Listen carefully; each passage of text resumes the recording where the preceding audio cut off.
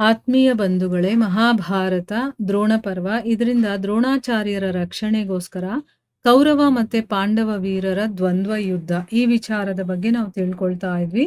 ಹೋದ ಭಾಗದಲ್ಲಿ ದ್ರೋಣಾಚಾರ್ಯರನ್ನ ಹಿಡಿಯೋದಕ್ಕೆ ಅಂತ ಪಾಂಡವರು ಬರ್ತಾ ಇದ್ದಾರೆ. ಅವರನ್ನ ಸಂರಕ್ಷಣೆ ಮಾಡೋದಕ್ಕೆ ಕೌರವರ ಯೋಧರೆಲ್ಲರೂ ಕೂಡ ಅವರ ರಕ್ಷಣೆ ಮಾಡೋದಕ್ಕೆ ಒಬ್ಬೊಬ್ಬರಾಗಿ ಬರ್ತಾ ಇದ್ದಾರೆ. ಯಾರಾದ್ರೂ ದ್ರೋಣಾಚಾರ್ಯರ ಕಡೆಗೆ ಬರ್ತಾ ಇದ್ರೆ ಕೌರವರ ಕಡೆಯಿಂದ ದ್ರೋಣಾಚಾರ್ಯರಿಗಿಂತ ಮೊದಲೇನೆ ಅವರನ್ನ ತಡೆಯೋದಕ್ಕೆ ಬರ್ತಾ ಇದ್ರು. ಈ ರೀತಿ ದ್ರೋಣಾಚಾರ್ಯರ ರಕ್ಷಣೆ ಮಾಡ್ತಾ ಕೌರವರು ಬರ್ತಾ ಇದ್ದಾರೆ, ಯುಧಿಷ್ಠಿರನ ರಕ್ಷಣೆಯನ್ನ ಮಾಡ್ತಾ ಪಾಂಡವರು ಬರ್ತಾ ಇದ್ದಾರೆ. ಈಗ ನಕುಲನ ಮಗ ಶತಾನೀಕ ಇದಾನಲ್ಲ, ಅವನು ಆಚಾರ್ಯರ ಕಡೆ ಹೋಗ್ತಾ ಇದ್ದ, ಆದ್ರೆ ಅವನನ್ನ ಭೂತಕರ್ಮ ತಡೀತಾನೆ. ಭೀಮಸೇನನ ಮಗ ಸುತಸೋಮ ಕೂಡ ದ್ರೋಣಾಚಾರ್ಯರ ಮೇಲೆ ಆಕ್ರಮಣವನ್ನ ಮಾಡ್ಬೇಕು ಅಂತ ಅನ್ಕೊಳ್ತಾನೆ.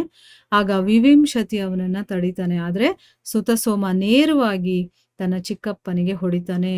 ಇದೇ ಸಮಯಕ್ಕೆ ಸರಿಯಾಗಿ ಭೀಮರಥ ಇರ್ತಾನಲ್ಲ, ಅವನು ಶಾಲ್ವನನ್ನ ಅವನ ಸಾರಥಿ ಕುದುರೆಗಳ ಸಹಿತ ಅವನು ಯಮರಾಜನ ಮನೆಗೆ ಕಳಿಸ್ತಾನೆ.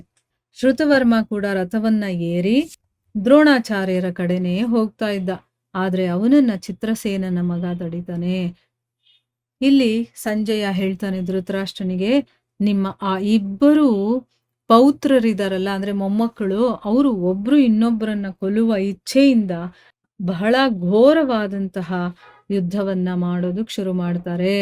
ಇದೇ ಸಮಯಕ್ಕೆ ಅಶ್ವತ್ಥಾಮ ನೋಡ್ತಾನೆ, ರಾಜ ಯುಧಿಷ್ಠಿರನ ಮಗ ಪ್ರತಿವಿಂಧ್ಯ ದ್ರೋಣರ ಮುಂದೆ ತಲುಪಿಬಿಟ್ಟಿದ್ದಾನೆ ಅಂತ. ಆಗ ಅವನು ಅವನನ್ನ ಮಧ್ಯದಲ್ಲೇ ಬಂದು ತಡಿತಾನೆ. ಇದರಿಂದ ಕೋಪ ಮಾಡಿಕೊಂಡಂತಹ ಪ್ರತಿವಿಂಧ್ಯ ತನ್ನ ಬಾಣಗಳಿಂದ ಅಶ್ವತ್ಥಾಮನನ್ನ ಗಾಯಗೊಳಿಸ್ತಾನೆ. ಈಗ ದ್ರೌಪದಿಯ ಎಲ್ಲಾ ಮಕ್ಕಳು ಕೂಡ ಬಾಣಗಳ ಮಳೆಯಿಂದ ಅಶ್ವತ್ಥಾಮನನ್ನ ಆಚ್ಛಾದಿತಗೊಳಿಸ್ತಾರೆ. ಅವನನ್ನ ಎಲ್ಲರೂ ಸೇರ್ಕೊಂಡು ಅವನ ಮೇಲೆ ಬಾಣಗಳನ್ನ ಬಿಡ್ತಾರೆ. ಅರ್ಜುನನ ಮಗ ಶ್ರುತಕೀರ್ತಿಗೆ ದುಶ್ಯಾಸನನ ಮಗ ದ್ರೋಣರ ಕಡೆ ಹೋಗೋದ್ರಿಂದ ತಡೀತಾನೆ. ನೋಡಿ, ಯಾರನ್ನೂ ದ್ರೋಣಾಚಾರ್ಯರ ಹತ್ರಕ್ಕೆ ಹೋಗೋದಕ್ಕೆ ಬಿಡ್ತಾ ಇಲ್ಲ. ಒಬ್ರಾದ್ಮೇಲೆ ಒಬ್ರು ತಡೀತಾನೆ ಇದ್ದಾರೆ. ಯಾರು ಬಂದ್ರು ಅವ್ರು ರೆಡಿಯಾಗಿದ್ದಾರೆ ತಡಿಯೋದಕ್ಕೆ.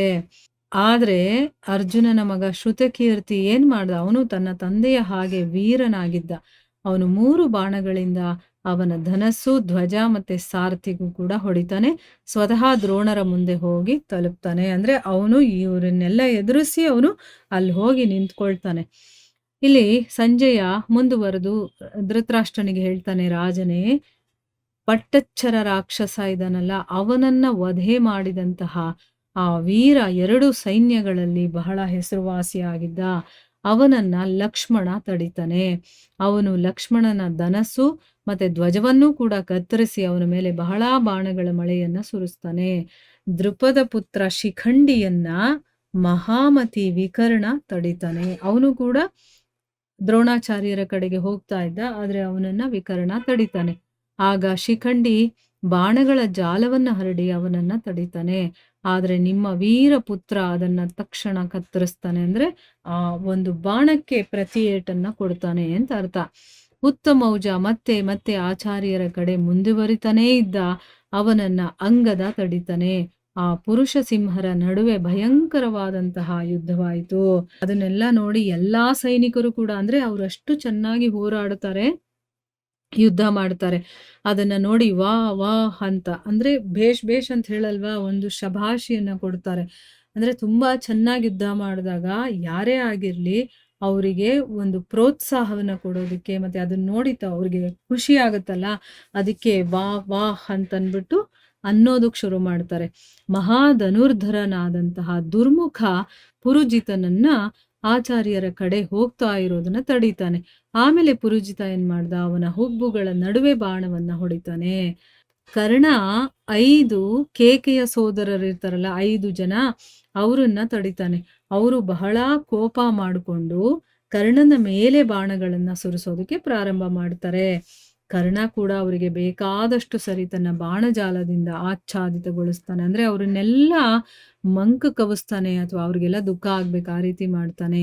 ಈ ರೀತಿ ಕರ್ಣ ಮತ್ತೆ ಕೇಕೆಯ ದೇಶೀಯ 5 ರಾಜಕುಮಾರರು ಕೂಡ ತಮ್ಮಲ್ಲೇ ಬಾಣಗಳ ಮಳೆಯಿಂದ ಮುಚ್ಚಿಕೊಂಡ ಕಾರಣ ತಮ್ಮ ಕುದುರೆಗಳು, ಸಾರಥಿಗಳು, ಧ್ವಜಗಳು ಮತ್ತು ರಥಗಳ ಸಹಿತ ಕಾಣಿಸೋದೇ ನಿಂತು ಹೋಗುತ್ತೆ. ಇವ್ರಿಗವರು, ಅವ್ರಿಗಿವ್ರು ಕಾಣಿಸೋದೇ ಇಲ್ಲ. ಅಷ್ಟು ಬಾಣಗಳ ಸುರಿಮಳೆ. ನೋಡಿ, ನಾವು ಇಮ್ಯಾಜಿನೇಷನ್ ಮಾಡ್ಕೊಳ್ಳೋದಕ್ಕೂ ಆಗೋದಿಲ್ಲ.